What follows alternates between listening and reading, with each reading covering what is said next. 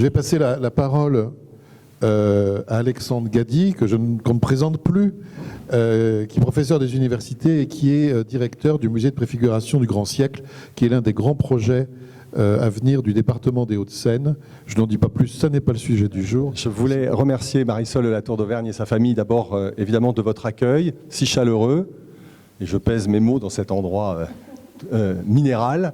Vous remercier aussi de nous offrir l'occasion d'ensemble d'à nouveau parler de cette extraordinaire aventure française qu'est l'histoire des Colbert. Remercier Dominique Bray, mon excellent collègue et ami de Sceaux qui nous accueille. La préfiguration du musée du Grand Siècle est dans le petit château de Sceaux dont on n'a pas parlé, dernière acquisition de Colbert un an avant sa mort en 1682 et qui donne du côté de l'église Saint-Jean-Baptiste dont on a vu les trésors de sculpture tout à l'heure. Et après avoir fait ces remerciements, je suis dans un embarras terrible, puisqu'il a été fait allusion au fait que, et je souscris à cette parole, quoiqu'elle fût ironique dans la bouche de mon voisin, l'architecture est l'art qui domine tous les autres et qui quelquefois même les écrase. Mais après les magnifiques PowerPoint qui viennent de défiler, le mien va vous paraître extrêmement austère. Et là, je vais peut-être ressembler plus au Colbert en noir qu'au Colbert en rouge. Je vous prie par avance de m'en excuser. Et puis je vais faire aussi un pas de côté, comme on dit dans les colloques chics, et je vais m'éloigner de Colbert, Jean-Baptiste, je vais m'éloigner de Colbert, Jean-Baptiste, Seignelay, pour nous, et je vais maintenant passer au petit-fils dont on ne parle jamais, et qui, je crois, n'est pas complètement sans mérite. Cependant, je voudrais d'abord élargir la focale de mon propos, et vous parler aussi, parce que c'est une de mes autres casquettes, d'histoire de Paris. Et je voudrais qu'on regarde un peu les Colbert et Paris au fond, car vous le savez, toutes les grandes familles françaises ont marqué la capitale d'une manière ou d'une autre, par des constructions architecturales, par des lieux qui portent leur histoire et qui quelquefois, encore aujourd'hui dans la ville moderne, font sens pour ceux qui s'intéressent aux choses du passé. Si vous pensez à l'hôtel aristocratique occupé par Colbert, vous serez peut-être un peu en difficulté. Parce que où est-ce qu'on est, quelle rue, quel quartier, quel bâtiment, il n'y a pas spontanément une image qui pourrait peut-être vous venir. Cette image, c'est celle de l'hôtel qui se trouve à gauche sur la vue que je vous propose. Colbert n'a pas laissé dans l'histoire architecturale parisienne une grande demeure marquante qui va ensuite lui survivre et porter son nom à travers les âges, comme c'est le cas d'un certain nombre de demeures. C'est un des grands mystères de l'histoire des hôtels particuliers parisiens que de marquer à des degrés divers le paysage de la capitale. Si vous regardez la petite vignette qui est à droite et que j'ai extraite du plan célèbre de Jacques Gombout, le géographe du roi, qui est publié à Paris en 1652, et qui est un document tout à fait extraordinaire parce que pour la première fois, il a supprimé le tissu urbain général qu'on représentait de manière très pittoresque depuis le XVIe siècle pour ne figurer que les maisons aristocratiques, les monuments et les églises. C'est un plan extraordinairement stigmatisant, comme on dirait aujourd'hui, puisqu'on n'y voit que les choses importantes et belles. Et les bâtiments principaux portent leur nom. Vous apercevez donc ici un élément central, Palais Mazarin. Écurie du Palais Mazarin, c'est le siège de la Bibliothèque nationale de France, dont on parle beaucoup ces jours-ci, puisque après quelques années de travaux, ça vient d'être enfin restauré et ouvert au public. Et de l'autre côté de la rue, qui porte le nom de la rue Vivienne, du nom d'un notaire, vous avez l'hôtel Colbert, qui est donc notre Colbert. Ce plan je vous ai dit, excusez-moi une petite bêtise, c'est pas Gombout, c'est bien plus tardif. C'est un plan de Lacaille de 1714. Ce document donc nous indique que Colbert est dans le quartier des Petits Champs, rue des Petits Champs exactement, à côté de son premier patron. Et pour ceux qui connaissent l'histoire du Palais Mazarin, il a même commencé sa carrière en habitant dans un des petits hôtels ici que Mazarin avait fait construire par Pierre Lemuet, architecte connu pour avoir terminé le Val-de-Grâce et le château de Tanlay qu'a montré Joseph ce matin. Et donc Colbert, intendant de Mazarin, habitait là. Quelques années plus tard, en 1665, il a pu acheter un hôtel qui faisait l'angle de l'autre côté du palais de son maître qui était depuis disparu. Et c'est un hôtel Bautru-de-Séran dont il a été aussi évidemment question ce matin dans l'exposé de Joseph. Cet hôtel, Colbert, n'existe plus formellement. C'est pourquoi j'ai remis la gravure de Jean Marot en haut, qui porte aussi le nom de maison de Monsieur Colbert. Et cet hôtel, pourtant, existe, mais il est invisible depuis l'espace extérieur. C'est aujourd'hui la Galerie Colbert, que vous connaissez tous, qui conduit à l'intérieur d'un édifice public du ministère de la Culture, qui est l'Institut national d'histoire de l'art, le fameux INHA, créé il n'y a pas si longtemps que cela, et qui est donc une des institutions importantes maintenant du quartier, à côté de la rue Colbert, qui est ici au bout de l'ancien domaine du Cardinal. Donc il est clair que nous sommes ici dans un secteur où Colbert a vraiment habité, où il est resté en continuité, d'une certaine manière, de son maître Mazarin, un hôtel qui datait des années 30, un hôtel de Louis Levaux, qu'il n'a pas complètement fait transformer, il a simplement refermé la façade sur la rue pour qu'on ne voit pas à l'intérieur. Donc il y a un effet comme ça de protection et de discrétion à la fois, mais cette demeure n'a pas été particulièrement transformée à ce moment-là par Colbert, qui avait non seulement Sceaux, mais évidemment, par ses allées et venues dans les grandes villes royales comme Versailles, Saint-Germain-en-Laye, d'autres lieux d'habitation. Donc ce n'est pas de cela que je voudrais vous parler, mais je voulais insister tout de même sur cet héritage Colbert qui nous vaut la galerie Colbert, la rue Colbert et tout cet entourage autour du palais Mazarin devenu la bibliothèque royale. Si on sait l'intérêt, et ça a été rappelé, de Colbert pour les livres, si on se souvient qu'il avait contribué à l'installation d'une partie de la bibliothèque du roi dans le secteur, qui a ensuite traversé la rue pour aller rue de Richelieu, où elle est toujours sous sa forme de bibliothèque nationale, on voit que vraiment l'empreinte, en réalité presque plus institutionnelle qu'architecturale, est très forte. Mais ce n'est pas donc de cela que je vais peut-être plutôt vous entretenir, puisque nous allons passer la Seine et nous allons basculer sur la rive gauche. Je me sers ici, bien sûr, du célèbre plan dit de Turgot, le père du ministre, prévôt des marchands, qui commande en 1734 à un professeur de perspective et à un graveur un plan de Paris qui renoue avec l'idée de pouvoir représenter la totalité de Paris et pas seulement les hôtels et les églises, comme on vient de le voir sur le plan de la Caille. Cet extraordinaire document, qui est un mensonge formidable, on a parlé tout à l'heure, le mot terrible de propagande a été prononcé. Comme disait Nietzsche, la propagande, c'est malin, très malin.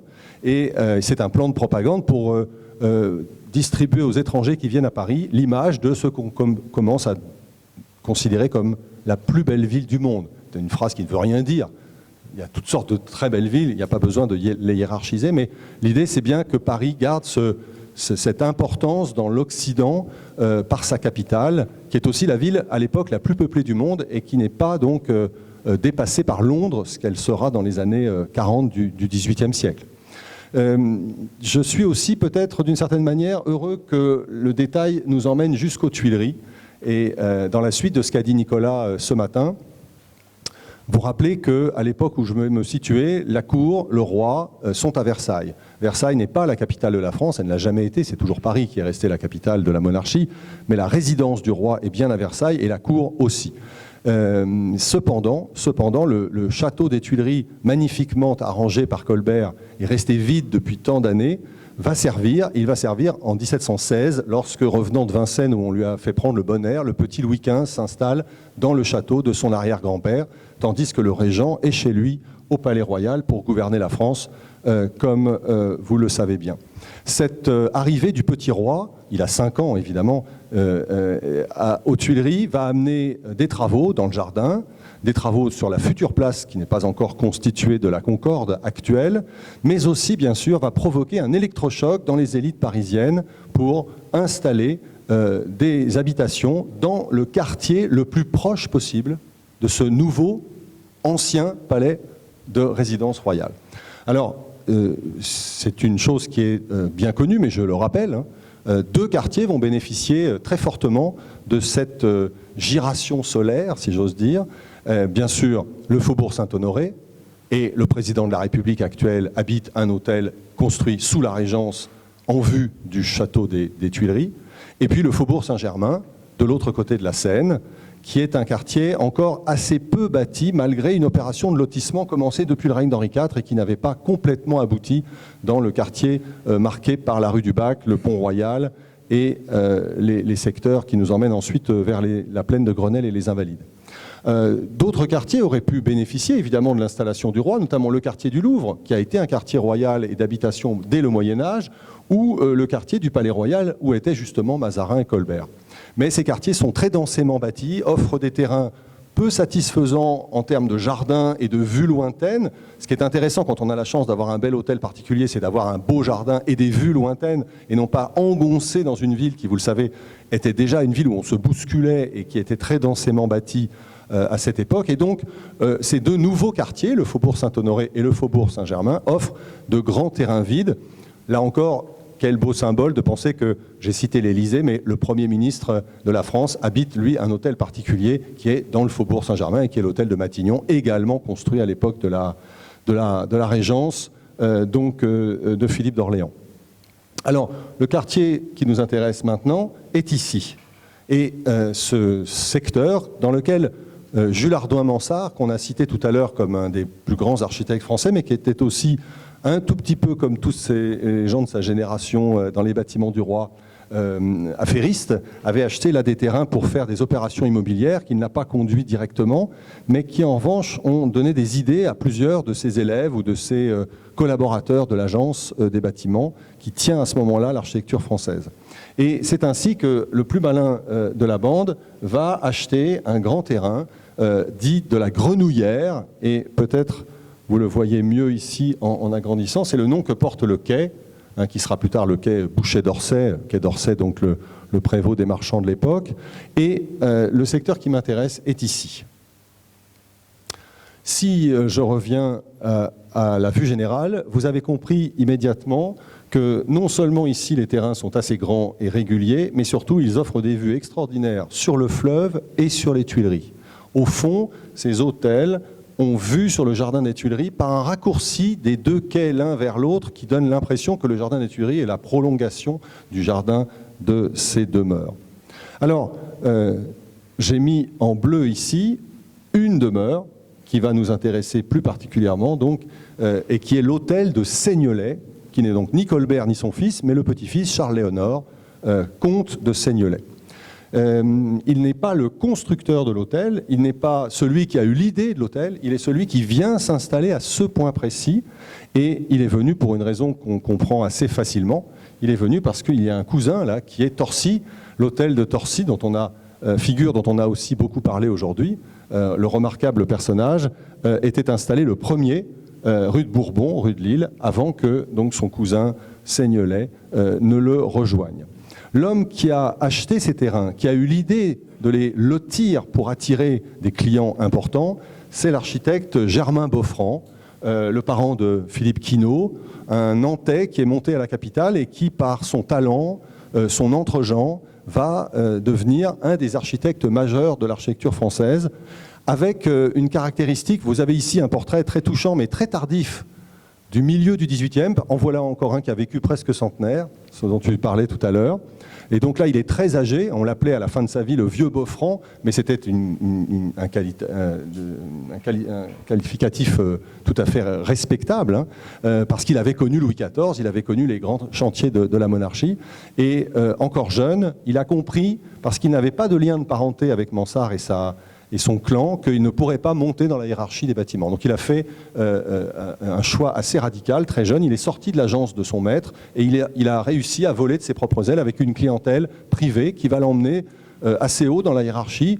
Il a travaillé pour le roi tardivement, mais il a travaillé pour beaucoup de cours en Europe. C'est vraiment une figure déjà presque des Lumières, si vous voulez, dans son rayonnement et dans sa manière de fonctionner. Alors il achète cet énorme terrain pour faire des hôtels particuliers qu'il va revendre à ses clients clé en main. C'est une technique qui est assez courante. Il mutualise tous les frais de construction et ensuite il peut vendre chaque hôtel, évidemment, très cher une fois que le bâtiment est terminé. Ça économise ce que tous les maîtres d'ouvrage détestent, c'est-à-dire tous les ennuis des chantiers. Et je vois des gens qui hochent la tête au premier plan et évidemment, vous comprenez bien ce que je veux dire. Alors, Boffrand n'est pas non plus un homme très riche. C'est un architecte, il a une surface sociale importante, mais là, il a tenté une opération un tout petit peu difficile pour quelqu'un qui n'a pas les reins très solides. Ce n'est pas un banquier, ce n'est pas un financier, c'est un architecte, et donc il a vu trop grand. évidemment. Et il a d'autant plus vu trop grand que nous sommes à l'époque de John Lass et du système financier de la Régence qui va conduire, vous le savez, beaucoup de gens à faire des spéculations fantastiques et à aboutir, cul par-dessus tête, à des faillites retentissantes. Beaufront va être balayé par cette histoire de la chute de Lass, et il aura beaucoup de mal à s'en remettre. On a évoqué ça tout à l'heure avec Charles Lebrun, même punition. Quand on est un artiste, il faut être très, très prudent. Alors, je me sers ici de plans qui sont très postérieurs, mais pour vous expliquer comment ça fonctionne. L'idée, c'est de construire des hôtels suivant la tradition parisienne, c'est-à-dire entre cour et jardin. On a un portail sur la rue principale, donc la rue de Lille, qu'on appelait la rue de Bourbon, et puis ensuite une cour monumentale avec des communs qui vous isolent de la rue, le corps principal et le jardin qui est ici. Comme la Seine est toute proche, qu'elle est très capricieuse, elle le sera jusqu'à 1910, et en attendant la prochaine crue qu'on nous annonce depuis quelques années de manière de plus en plus pressante, eh bien, Beaufront a été très habile, il a surélevé tous ces terrains, et les jardins sont des jardins suspendus. Ils sont donc à hauteur par rapport à la rue, et lorsque vous passez aujourd'hui sur le quai d'Orsay, vous ne voyez pas les hôtels, il faut vous reculer parce qu'il y a un mur qui fait à peu près 2 mètres. Ça a un double avantage, ça vous protège évidemment des crues, mais ça vous permet aussi de ne pas avoir de mur de clôture au fond du jardin pour empêcher les gens de rentrer, puisque le mur au fond est inversé et il est dans l'autre sens. Donc vous n'avez besoin que d'une toute petite grille qui laisse la vue sur le jardin des Tuileries en l'occurrence. Et puis l'autre avantage d'avoir un architecte qui fait l'opération avant d'acheter, c'est que vous voyez, il a calculé pour que les hôtels s'alignent à peu près les uns sur les autres pour éviter d'avoir des murs mitoyens, des voisins qui regardent chez vous, et c'est notamment détestable quand le voisin décide de construire là où vous avez votre jardin. Donc cette idée que les hôtels s'alignent à peu près, alors c'est moins vrai ici, ça c'est l'hôtel de la princesse de Conti, qui a été construit par Robert de Cotte. Moi je m'intéresse maintenant à celui-ci qui est l'hôtel de Seignelay, mais c'est vrai de Seignelay et de Torcy qui sont parfaitement alignés tous les deux, et Germain Beaufront là, a fait un chantier très, très homogène. Alors, on va s'intéresser à ce qu'était le 84, aujourd'hui c'est le 80 rue de Lille, ce petit bâtiment, plus petit que son voisin Torcy et que l'hôtel de Conti, parce que Beaufront a espéré faire une chose qui nous paraît incroyable, il a espéré conserver l'hôtel pour lui et habiter noblement, lui architecte bourgeois, dans ce bâtiment. Donc il a trouvé 2 clients, Torcy, le premier, en 1714-15, et puis la princesse de Conti, et lui a gardé le bâtiment pour lui et sa femme. Cette opération, je ne l'ai pas tout à fait dit comme cela, elle est aussi intéressante parce qu'elle a pris place avant la mort du grand roi.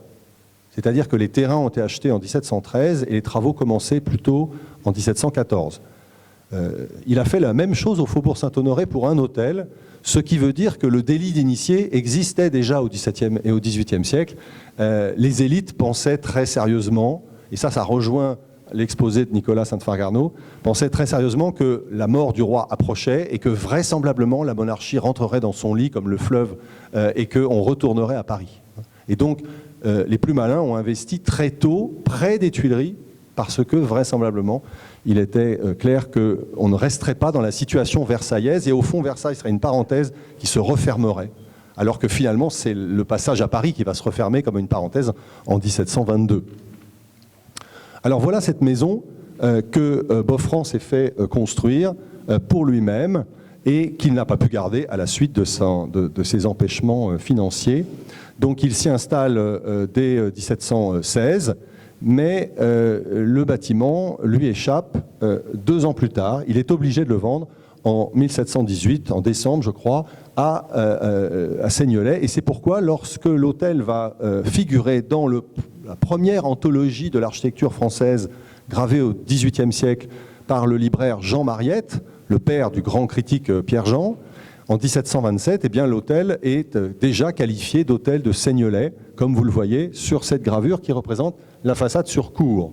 Façade sur cour qui comprend un déséquilibre en apparence, puisque vous avez ici au centre une composition avec l'avant-corps à fronton, 5 travées, et puis vous apercevez les 3 travées latérales à gauche qui ont l'air d'être un tout petit peu différentes. Et elles correspondent en fait à ce qu'on a toujours dans l'hôtel aristocratique, c'est-à-dire une basse-cour sur le côté qui permet de rejeter toutes les fonctions non nobles, la cour devenant une cour de réception, cour d'honneur. Et donc cette disposition dissymétrique, qui est toujours le cas dans l'hôtel, est évidemment tout à fait courante.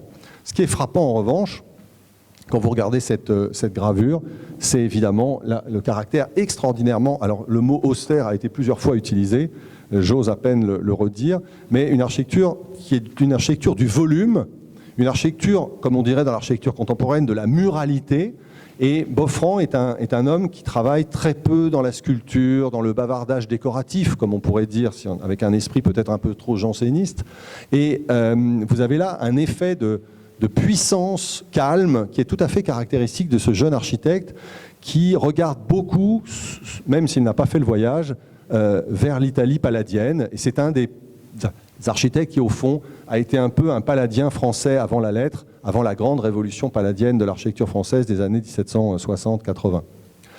Nous avons la chance de conserver le dessin préparatoire à la gravure de la façade sur le jardin, dessin fait par un architecte de peu de talent aujourd'hui, peu connu, qui est Prévotel. Ces dessins sont conservés à l'école des Beaux-Arts à Paris et ce sont des planches donc préparatoires à ces gravures que je vous montre de l'ouvrage de Jean Mariette. Et vous découvrez ici une façade un tout petit peu plus ornée avec ce grand balcon parce que nous sommes sur la façade côté jardin qui regarde vers le fleuve. Et donc là, il y a évidemment un caractère plus agréable. Et voilà la façade tirée du dessin que je viens de montrer avec l'élévation du côté de l'hôtel de jardin de Seignelay du dessin de monsieur de Boffrand. Au passage, il a une particule, mais enfin, c'est évidemment pas le cas dans la réalité. Et vous voyez ici que de ce côté, la dissymétrie de la cour est absorbée par le fait que l'avant-corps à 5 travées est bien au centre et que donc on ne voit pas en fait quand on est dans le jardin qu'il y a 2 axes qui se croisent de manière aléatoire à l'intérieur de l'édifice. Je l'ai dit, très peu de décors, mais tout de même quelques mascarons sculptés.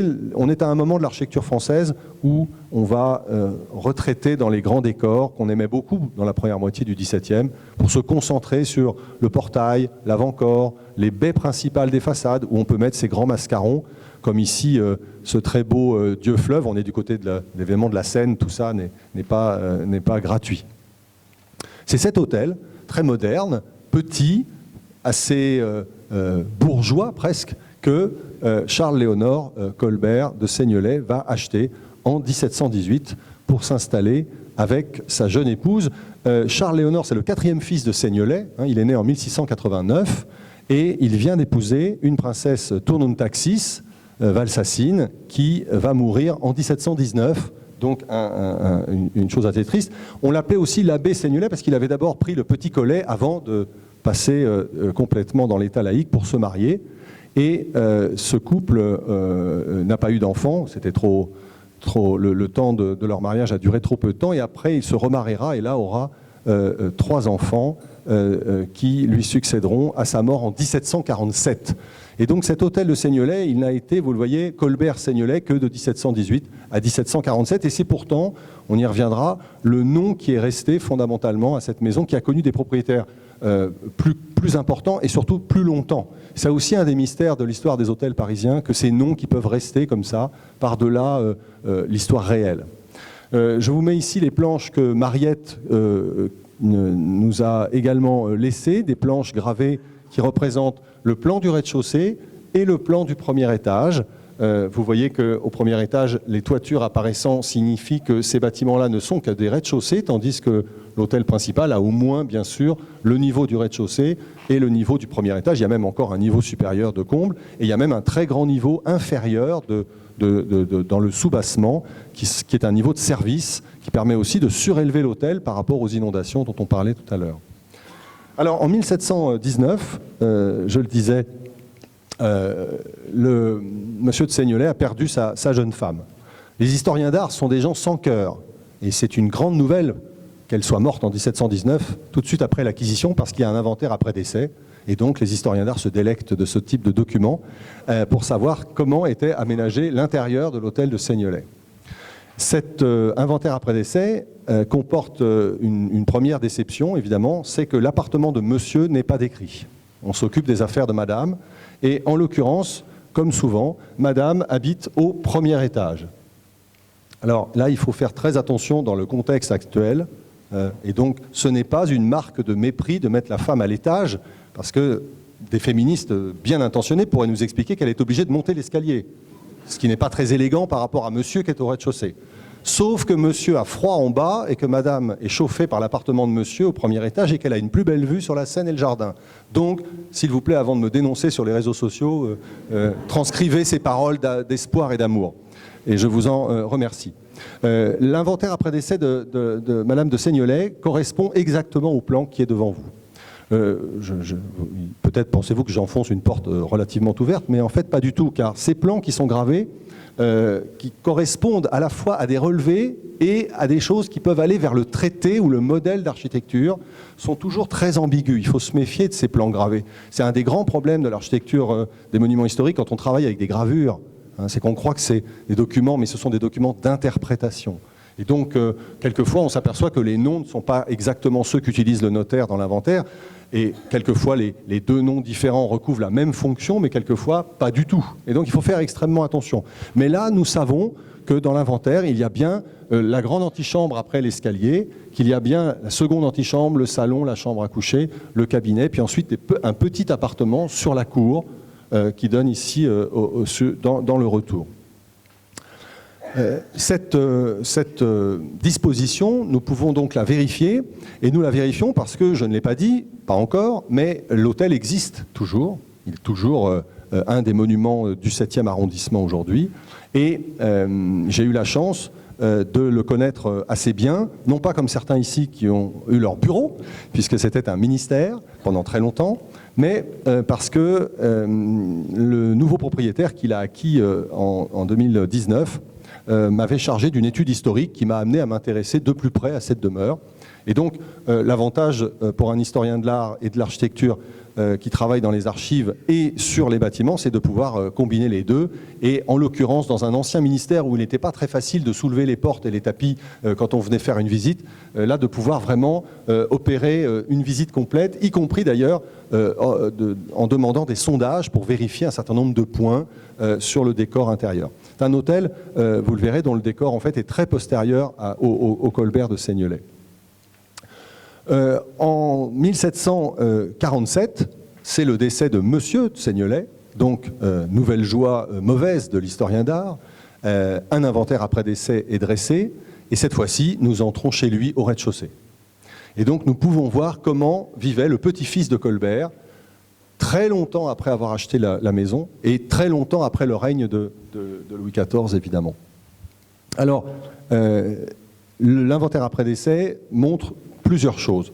La première, c'est que c'est un hôtel qui n'est pas très bien meublé. Là, je fais mon snob, mais je veux dire par là qu'on n'y trouve pas des meubles exceptionnels que les notaires décrivent avec avec force détail. On voit que c'est un vieux monsieur et qu'il habite une maison qui a fait sa vie avec lui. Il a vieilli dans ses murs, ils ont vieilli ensemble d'une manière sans doute qui devait être assez touchante. Nous voyons aussi que l'hôtel ne comporte plus beaucoup de souvenirs du grand Colbert, sauf un sur lequel je vais revenir. Je ne l'ai pas dit, mais peut-être le savez-vous, lorsque Colbert est mort, les manuscrits, dont une partie forment l'orgueil du cabinet des manuscrits de la Bibliothèque nationale, notamment les fameux 500 Colbert, sont passés à Seignelay, puis à la mort de Seignelay, à l'archevêque de Rouen, dont on a été aussi informé tout à l'heure de l'importance. Et puis, lorsqu'il est mort, Jacques-Nicolas de Colbert, l'archevêque de Rouen, a légué ses papiers à Seignelay, le nôtre, le comte de Seignelay. Donc c'est lui qui a vendu au roi, ou plutôt qui a fait un don avec un remboursement au roi, la bibliothèque et une partie des papiers de Colbert, qui sont donc à la Bibliothèque nationale. Puis il y a une troisième chose qui est remarquable dans cet inventaire après décès, c'est que le plan ne correspond pas. Et là, on voit que, évidemment, la gravure, qui date de 1727, n'est pas en correspondance avec l'appartement qu'occupe en 1747 Monsieur de Seignelay. Alors là, je suis dans des détails, dans des raffinements. C'est une torture chinoise, mais vous savez, les historiens d'art sont très, très sensibles à ces questions de distribution des appartements. Alors, à ce stade de la démonstration, il est possible que la gravure soit fausse, ou alors que les travaux aient eu lieu après la gravure. Après tout, il est resté très longtemps dans les lieux. Alors, on va visiter ensemble. Donc, je viens de la cour, j'entre dans un vestibule qui est aussi le bas de l'escalier. Ça, c'est évidemment une difficulté qui est due au fait que Boffrand n'était pas un grand aristocrate, et il a fusionné ce qu'on ne faisait plus depuis un siècle, escalier et vestibule. Normalement, il faut un vestibule et un escalier à côté. On n'entre pas directement dans l'escalier comme on le faisait au Moyen-Âge, comme nous le voyons ici par exemple, ce qui était la tradition française. On entre par l'escalier. Donc ici, il y a un problème de dégagement. Ensuite, on trouve une première antichambre ou salle à manger. Ça, c'est très attendu dans la distribution. La salle à manger n'est pas du tout une invention moderne, comme on le raconte souvent de manière erronée. On a des salles à manger au Moyen-Âge, on en a surtout à partir du milieu du XVIIe siècle. Et souvent, dans la première antichambre, vous avez la possibilité de dresser une table. La table n'est pas fixe, et elle peut donc, c'est une pièce à deux usages possibles. Ensuite, une autre antichambre, la deuxième, puis une pièce qui est très importante depuis Vaux-le-Vicomte, depuis l'effet extraordinaire que le veau a imprimé à l'art français, c'est l'idée d'une pièce salon, la pièce où l'on fait salon, où on va bientôt tenir salon, et qui est devenue la salle principale de la distribution des appartements bourgeois au 19e, comme peut-être de nos appartements d'aujourd'hui. Une pièce qui a supplanté la chambre à coucher comme lieu où on reçoit ses amis, puisqu'on faisait dans la génération précédente. Ce salon a 3 travées, vous voyez, magnifiquement ouvert sur le jardin. Puis ensuite la chambre de parade, le grand cabinet, et puis un petit appartement qui se trouve, lui, sur le retour côté cour. Alors, lorsqu'on a examiné le bâtiment, là je vous montre le plan exact aujourd'hui. Voilà, ça c'est le relevé de géomètre de 2019, après le départ du ministère. C'est un ministère qui dépendait de Bercy. Il est devenu ministère après la guerre, j'en redirai peut-être un mot. Ce qui était frappant lorsqu'on faisait la même visite qu'avec le plan de Mariette, c'est qu'on entrait toujours par cet escalier vestibule, mais tout de suite ici, il y avait une petite pièce qui avait été retranchée sur la grande antichambre et qui créait donc 2 pièces, en réalité même 3, ici. Et puis alors ensuite, on passait dans une pièce extrêmement étrange, voyez, qui avait fait perdre au grand salon à 3 travées une partie de sa superbe au profit de cette travée. Je vous remontre, vous voyez, la distribution beaucoup plus claire, beaucoup plus marquante de l'hôtel de Seignelay. Alors c'est intéressant parce que ces plans nous ont habitués à une chose qui a provoqué beaucoup de catastrophes dans les restaurations de monuments anciens, c'est que souvent on ne prend pas en compte un certain nombre de cloisons qui ne sont pas sur ces plans mais qui existaient déjà à l'époque, parce que ce sont des cloisons minces, dans des matériaux qui ne sont pas forcément pérennes comme la pierre, et donc on s'est trop habitué à considérer que les gravures des grands traités d'architecture représentaient exactement la réalité, ce qui nous a fait perdre l'intelligence des couloirs, des circulations secondaires, des petits escaliers qui servaient pour les domestiques à apparaître et disparaître comme au théâtre sans qu'on ne les voie jamais, pour le service des maîtres. Et donc ces 2 pièces, lorsque nous avons travaillé sur l'hôtel de Seignelay, il a été tout de suite entendu qu'elles devaient être détruites, et la discussion s'est engagée sur ce point avec les monuments historiques, parce que forcément il fallait retrouver le salon à 3 travées. Et le problème, c'est qu'évidemment le salon à 2 travées avait une corniche qui était parfaitement du XVIIIe siècle, sur les 4 côtés, alors que la logique aurait donc voulu que le 4e côté soit postérieur, voire franchement une copie moulée. Et donc on s'est trouvé ici dans un débat assez passionnant. Cette petite pièce mal fichue qui n'avait pas d'éclairage naturel, cette pièce en couloir qui avait une cheminée, mais dont la largeur rendait absolument impossible d'imaginer autre chose qu'une espèce de couloir. Pourtant, une pièce avec une cheminée, qu'est-ce que ça pouvait bien être? Un bureau de passage, et les archives du ministère ne disaient rien, les archives des propriétaires antérieurs ne disaient rien, et puis la solution est venue tout simplement de l'inventaire après décès. Car ces 2 pièces existent en 1747, et une seule est désignée, antichambre de la chapelle.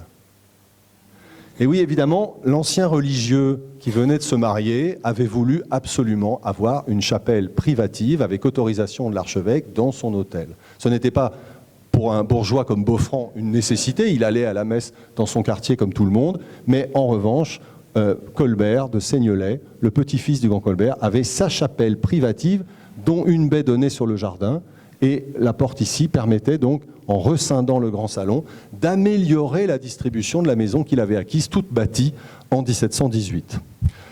L'autre pièce qui m'intéresse, c'est ici, car en réalité, après l'antichambre de la chapelle, soit on allait dans la chapelle elle-même, soit on allait dans un cabinet servant de bibliothèque, rempli de livres, et manifestement le cabinet de travail de Colbert de Seignelay, qui devait être un homme d'études, un homme savant, dont peu de contemporains parlent et dont, hélas, je ne peux pas montrer un magnifique portrait de Largillière, puisque personne n'a jamais peint, et là, à nouveau, appel au peuple, n'a jamais peint le comte de Seignelay. Donc, si vous avez le portrait dans vos greniers, qui sont décidément extrêmement remplis, eh bien, pensez à moi, s'il vous plaît. Alors, il est dit quand même une chose très sympathique, et qui va faire plaisir à tout le monde, et spécialement à mon voisin. Contre la fenêtre, il y a une colonne, et sur cette colonne, on nous dit qu'il y a un buste en marbre blanc représentant M. Colbert, le ministre de Louis XIV. Et je pense que c'est à ce moment-là qu'on nous parle du buste le plus extraordinaire de Colbert, le buste fait par Antoine Coisevaux ad vivum et offert à l'Académie au moment de sa réception, buste qui est ensuite passé par les Lorda à Lignières, classé monument historique en 1937 ou 1938, propriété du prince Six de Bourbon-Parme encore aujourd'hui, et qui est actuellement conservé à Paris, après avoir été en dépôt au château de Sceaux pendant 5 ans au moins, dans l'espoir, toujours poursuivi, que le département des Hauts-de-Seine s'en rende acquéreur pour rendre hommage donc à ce grand personnage qui nous réunit en partie aujourd'hui. Dans un des bustes qui est sans doute des 3 effigies de Colbert, vous avez celui du Louvre, qui a été montré tout à l'heure par Céline, celui du tombeau, qui a été montré par Bénédicte, et puis ce buste, le seul fait de son vivant, avec une expression sur le visage tout à fait extraordinaire, un buste d'une immense qualité, et qui fait rêver évidemment tous les historiens de la sculpture et tous les conservateurs de musées. Alors, il est toujours pour l'instant en discussion, c'est une affaire assez complexe, mais peut-être qu'un jour il rejoindra les collections nationales, et donc c'est le vœu que je forme ici devant vous. Ayant dit cela, je passe à la suite, qui est donc ce que je peux vous montrer de cet hôtel qui date de l'époque du XVIIIe siècle. Eh bien, en fait, pas grand-chose. Pas grand-chose parce que le décor qui est décrit d'après l'inventaire de Seignelay en 1747 montre qu'il n'avait pas fait de frais, pas de boiserie, simplement des lambris tout simples dans la partie basse des murs, beaucoup de tissus, beaucoup de bibliothèques, et donc une maison vraiment qui n'avait pas de caractère spectaculaire par son décor. La seule chose que vraiment Seignelay et sa femme ont pu connaître, sa deuxième femme qui lui a survécu, c'est ce grand escalier d'honneur. Encore n'est-il pas exactement comme du temps de Seignelay, puisqu'à l'époque, Boffrand ne s'était pas embarrassé de considérations, je vous l'ai dit, et aristocratiques, et donc il avait fait monter l'escalier jusque dans les combles, ce qui ne se fait naturellement pas. Un escalier aristocratique d'hôtel s'arrête au premier étage. Et c'est au XIXe siècle qu'on a replié l'escalier sur lui-même, lorsque l'hôtel est passé, après avoir appartenu au Béthune Charot, dernier duc de Charot est mort là en 1800, aux Nicolaï qui ont possédé l'hôtel de l'époque de Louis-Philippe jusqu'à 1938. En fait, ce qu'on visite aujourd'hui beaucoup dans cet hôtel, c'est un hôtel Nicolaï, et l'hôtel a survécu aux grandes transformations haussmanniennes du faubourg Saint-Germain, dont je vous montre ici un plan cadastral de la fin du XIXe siècle. Vous le savez, une partie des hôtels aristocratiques ont été dérangés par le percement en écharpe du boulevard Saint-Germain, avec des destructions cruelles de grands hôtels, et puis les 2 hôtels ici sont toujours présents. Torcy, qui a été acheté en 1817 par Frédéric Guillaume III, le roi de Prusse, un des vainqueurs de Napoléon. C'est l'ambassade actuelle, la résidence de l'ambassadeur d'Allemagne. Et puis notre hôtel de Seignelay, qui est à l'époque donc l'hôtel de Nicolaï, avec les jardins suspendus. C'est à cette époque Nicolaï qu'a lieu une campagne de photographie qui montre que, par rapport aux gravures que je vous ai montrées de l'époque Seignelay, le bâtiment n'a pas tellement changé. Quelques petites modifications dans le traitement de la façade postérieure. La construction d'une aile dans la basse-cour, ça c'était inévitable. La pression foncière, même dans une grande famille comme la famille de Nicolaï, famille de robe, famille légitimiste, qui a eu maille à partir avec Louis-Philippe, vous le savez peut-être. Les anciens, donc premiers présidents de la Chambre des comptes depuis la Renaissance jusqu'à la Révolution. Mais pour ce qui est de la façade jardin, on reconnaît bien l'hôtel de Seignelay tel qu'il avait été gravé par Mariette et son équipe. Si vous enlevez les plantes exotiques qui sont évidemment très datées, comme ce petit palmier qui se trouve au premier plan, et si vous oubliez la fausse tombe du faux chien de Marie-Antoinette, Coco, qui a fait la célébrité un peu abusive de l'hôtel, bien vous avez l'état de cette maison dans cette continuité historique. 2 décors apparaissent dans l'hôtel, mais pas du fait de Seignelay. À la mort du comte de Seignelay, sa veuve et ses enfants sont partis habiter dans un hôtel qui appartenait à des cousins rue Saint-Dominique, et ils décident de mettre l'hôtel en location. Malheureusement, si on veut louer à des gens très chics, il faudrait faire quelques travaux d'amélioration pour attirer le chaland, et donc ils vont faire plusieurs modifications, ou alors, c'est l'autre solution qui s'est produite ici, on laisse faire le locataire à qui on donne l'autorisation de faire des travaux de décoration qui sont des travaux pérennes en l'occurrence. Et donc ça, c'est le second locataire qui a beaucoup de moyens et qui va dessiner dans les années 1757 l'un des plus beaux et des plus spectaculaires salons Louis XV dans le goût vieilli en 1757 du Louis XV qui est déjà maintenant démodé et qui était, je parle au passé, vous allez voir pourquoi hélas, qui était un des plus beaux décors Louis XV du Faubourg Saint-Germain et de Paris. Un tout petit peu plus loin, dans l'appartement d'apparat du premier étage, on trouve, et là je ne parle pas au passé, on trouve un boudoir qui est décrit au XVIIIe siècle dans les inventaires, mais dont le décor très Louis XVI, très Rousseau, très frère Rousseau Versailles, est un tout petit peu suspect à mes yeux, ayant eu la chance de le voir de très près sans mobilier et assez décati, il faut bien le dire. Je ne suis pas complètement sûr qu'il soit Louis XVI. En tout cas, il est très clairement dans l'esprit de la fin du XVIIIe. S'il a été fait à une époque ancienne, c'est par le duc de Béthune-Charot qui achète l'hôtel en 1780. Lorsque la famille de Nicolai n'a pas souhaité conserver l'hôtel en 1938, elle l'a vendu au Reich allemand devant notaire pour que l'ambassadeur d'Allemagne agrandisse son hôtel voisin, et les deux hôtels sont à ce moment-là réunis en une seule propriété, comme ça avait été le cas lors de leur construction. L'ambassade d'Allemagne s'étend, mais après la guerre, l'hôtel est confisqué avec l'ambassade elle-même, à la demande du gouvernement provisoire de la République, et les deux hôtels deviennent des sièges d'administration de la jeune 4e République. Vous le savez, le général de Gaulle décidera de rendre l'hôtel de Torcy à son ami Adenauer au moment du traité de l'Élysée en geste d'amitié pour le peuple allemand, mais l'administration française ne lâchera pas Seignelay, sur laquelle les revendications allemandes ont été abandonnées officiellement par un traité en 1954. Et à partir de 1955, cet hôtel donc, est pleinement la propriété de l'État français. Il n'est plus seulement une prise de guerre. Et on y installe le ministère des Affaires tunisiennes et marocaines. C'est dans ces lieux qu'ont été signés les grands traités qui aboutissent à l'indépendance de ces deux pays sur lesquels la France avait exercé des protectorats depuis le début du XXe siècle. C'est à cette époque aussi qu'on a une couverture photographique. Il y a un jeune fonctionnaire qui a été dans cet hôtel à ce moment-là, c'est Alain Savary, le futur ministre de François Mitterrand.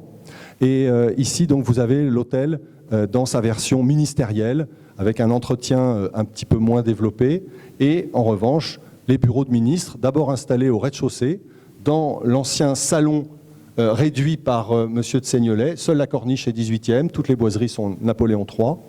Et puis, évidemment, le grand salon Louis XV de l'étage fait un excellent bureau. Ça, c'est une photo un peu vieillie, issue d'une plaquette qui avait été publiée par le ministère du Commerce et de l'Artisanat. Et ça devient un bureau, évidemment, très recherché par les ministres, cette fois-ci, de la Ve République, jusqu'à la vente, puisque l'hôtel est passé dans les mains de Bercy, mais de l'autre côté du miroir, dans le service qui s'appelle France Domaine, qui a cherché, vous le savez, à rembourser la dette française comme on vide la mer avec une petite cuillère en vendant quelques bijoux de famille. Et donc cet hôtel a été mis sur le marché et acheté par M. Pierre Kosciusko-Morizet, dont la sœur a laissé un nom dans la politique française, et qui a souhaité le restaurer magnifiquement pour rendre hommage à son histoire qui commence avec Beaufranc et le comte de Seignelay. Malheureusement, il a été frappé, vous le savez, par la malédiction, puisque alors qu'il avait organisé un chantier particulièrement rigoureux et très exigeant sur le plan de la sécurité, c'était l'anti-chantier, l'anti-Notre-Dame d'une certaine manière, eh bien, il a été lui aussi, malgré tout, frappé par un incendie. Et donc on a vu, peut-être vous en souvenez-vous, au mois de mars dernier, au journal de 20h, un dimanche soir, les façades en feu, qui étaient en fait les échafaudages avec les structures de toile qui étaient portées dessus, prendre feu, et le feu a gagné par les fenêtres à l'intérieur, et tout avait été démonté pour restauration, sauf le grand salon Louis XV, qui a intégralement brûlé. Voilà. Donc il ne reste plus de cette pièce aujourd'hui que 4 murs noircis et un plafond défoncé.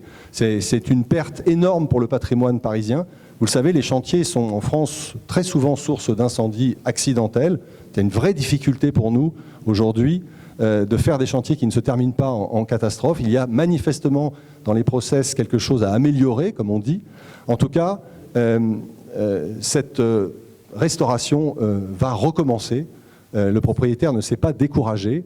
Et demain, peut-être, nous aurons quand même la chance d'aller saluer la mémoire du petit-fils du grand Colbert, monsieur de Seignelay. Je vous remercie.